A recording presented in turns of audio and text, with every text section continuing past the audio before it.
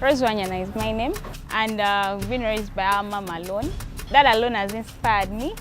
I always wanted to be like her because she was like working in a bank. When I heard about the advert, a friend of mine told me about it, told me she had read it from the newspapers. So I had to get the newspapers and we got applying. There's this one thing that I really value out of that training. I value everything, but this I value so much. Before, my CV had 5 pages, I think. It was so big, so Josh took us through. He's like, no, okay, this and this, you have to remove. They really don't need the date of birth. Then about the references, if they need them, they'll ask you for them.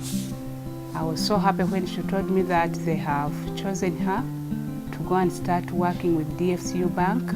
My experience has been quite really nice and educative, as basically dealing with products and pricing. So I got to know how they come up with their new accounts, how they change their fares. Then I was moved to workplace banking, whereby we basically don't expect customers to walk to us, we actually walk to them, because that's marketing these days. Usually when DFCU Bank receives interns, the interns that get allocated to the consumer bank usually work under my supervision. Rose is a very passionate young lady. She has leadership skills that are quite exceptional.